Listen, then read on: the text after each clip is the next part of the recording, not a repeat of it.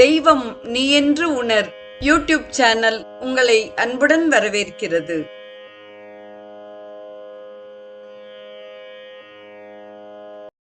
வாழிய செந்தமிழ் அன்பு நிறை உள்ளங்களுக்கு அன்பார்ந்த வணக்கங்கள். வாழ்ந்து காட்டிய வள்ளல்கள் வரிசையில் சுவாமி சிவானந்தரின் வாழ்க்கை வரலாற்றை தொடர்ந்து அவர் எழுதிய ஹிந்து விரதங்களும் விழாக்களும் என்ற நூல் குறித்து நாம் சிந்தித்துக் கொண்டிருக்கிறோம். இன்றைய நிகழ்வில் நவராத்திரி கொண்டாட்டத்தின் 3ஆம் பகுதியை நாம் காண இருக்கிறோம். வாழ்வின் முக்கிய லட்சியம் பரம்பொருளுடன் உங்களது நித்திய ஒன்றிப்பை உணர்வதுவே ஆகும். தெய்வீக சாயலில் வளர்வதுவே அது. அதனுடன் உங்களது ஒன்றித்தலை உணர, அத்துடன் நீங்களும் இணைய, அந்த தெய்வீகத்தின் சாயலுடன் நீங்களும் ஒருங்கே வளர்வதே ஆகும்.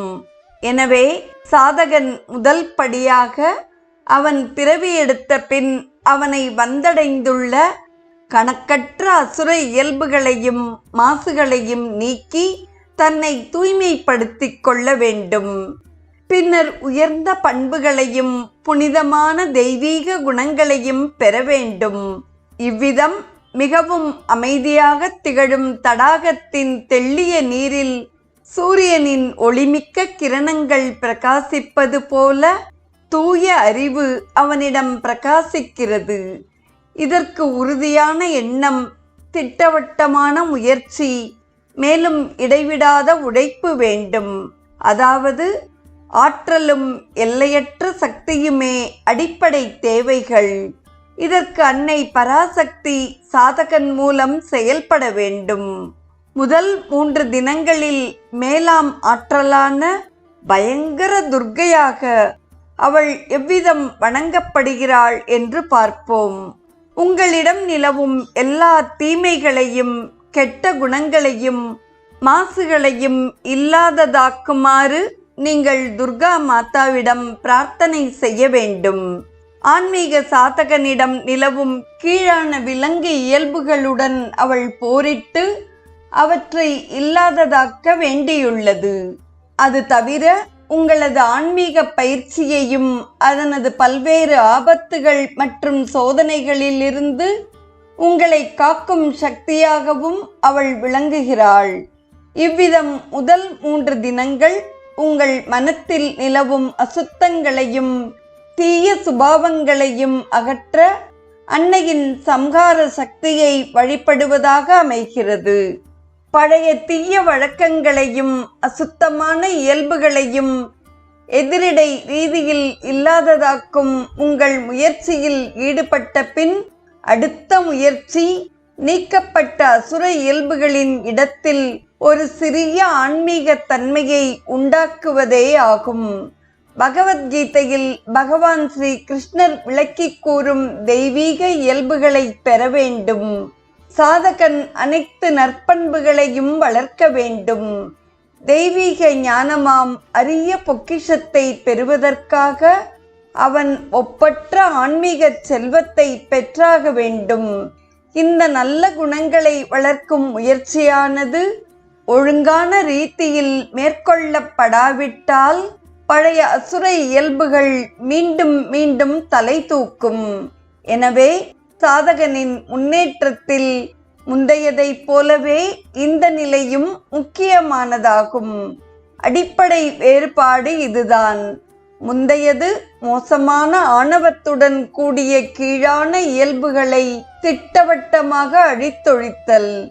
பிந்தையது தூய்மையினை வளர்க்க வேண்டி மேற்கொள்ளப்படும் முறையான சீரான அமைதியான முயற்சியாகும். சாதகனின் இந்த மனோரம்யமான சாதனை அன்னை லக்ஷ்மியின் வழிபாடாக சித்தரிக்கப்படுகிறது. அவள் அவளுடைய சீடர்கள் பால் தெய்வீக சம்பத் எனப்படும் வற்றாத தெய்வீக செல்வத்தை அருள்கிறாள். அவள் தூய்மையின் வடிவம். இவ்வாறு 2வது நிலையில் அமையும் 3 தினங்கள் லக்ஷ்மி தேவி வழிபடப்படுகிறாள். தீய இயல்புகளை நீக்கி சாத்விக அதாவது தூய இயல்பினை வளர்த்து கொண்டால் சாதகன் ஞானத்தை பெற தகுதியுடையவன் ஆகிவிடுகிறான். மேலான ஞானமாம் ஒளியினை பெற அவன் தயாராகி விடுகிறான். இந்த நிலையில் வருகிறது அன்னை சரஸ்வதியின் வழிபாடு. அவள் தெய்வீக அறிவின் திரு உருவம், பரம்பொருளின் ஞான வடிவம். அவளுடைய தெய்வீக வீணையின் நாதமானது உபநிடதங்களின் உயரிய ஒலிகளையும் ஓங்காரத்தின் உட்பொருளையும் எழுப்புகின்றது. மேலான மௌன ஒலியின் ஞானத்தை தந்தருளி தூய வெள்ளை உடை உடுத்திய அவள் ஆத்ம ஞானத்தையும் அருள்கிறாள். எனவே ஞானத்தை நல்கும் சரஸ்வதியை வழிபடுதல் மூன்றாவது நிலையாகிறது.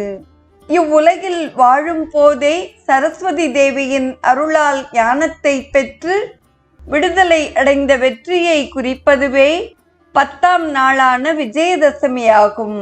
ஆன்மா அவனது மேலாம் நிலையான சச்சிதானந்த பிரம்மனில் நிலை பெற்றுள்ளது. இந்த தினமானது லட்சியத்தை அடைந்த வெற்றியை குறிக்கிறது. வெற்றி கொடி உயர்ந்து பறக்கிறது.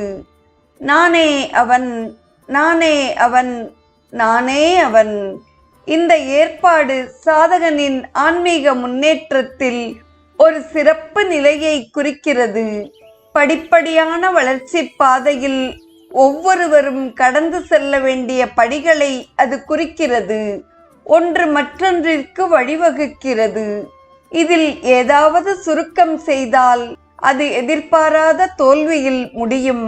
இப்பொழுது அறியாத பல சாதகர்கள் முதற்படிகளான தூய்மை மற்றும் தெய்வீக பண்புகளை பெறாமல் நேரடியாக எடுத்த எடுப்பிலேயே ஞானத்தை பெற முனைகின்றனர். பிறகு அவர்கள் தங்கள் முயற்சியில் வெற்றி பெறவில்லை என்று புகார் கூறுகின்றனர். அவர்களால் எப்படி வெற்றி பெற முடியும்? அசுத்தங்கள் அகற்றப்பட்டு தூய்மை வளர்க்கப்பட்டாலன்றி அறிவு வர வாய்ப்பில்லை. மோசமான மண்ணில் நல்ல செடி ஒன்று எவ்விதம் வளர முடியும்? எனவே இந்த முறையை பின்பற்றுங்கள். உங்கள் முயற்சிகள் வெற்றியடையும். இதுவே உங்கள் வழி. நீங்கள் ஒரு தீய குணத்தை இல்லாததாக்குகையில் அதற்கு மாறான நல்ல குணத்தை வளருங்கள்.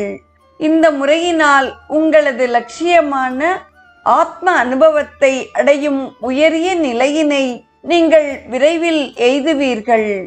பின் எல்லா ஞானமும் உங்களுடையதே என்று இன்றைய நிறைவை நிறைவு செய்கிறோம். நாளைய நிகழ்வில் ரிஷிகேஷத்தில் இருக்கும் சிவானந்த ஆசிரமத்தில் துர்கா பூஜை விழாவின் போது நடக்கும் கொண்டாட்டங்கள் குறித்து சிந்திப்போம். இன்றைய நிகழ்வை கேட்டு மகிழ்ந்த அத்துணை நல்ல உள்ளங்களுக்கும் நெஞ்சார்ந்த நன்றி. வாழிய செந்தமிழ், வாழ்க நற்றமிழர், வாழிய பாரத மணித்திருநாடு.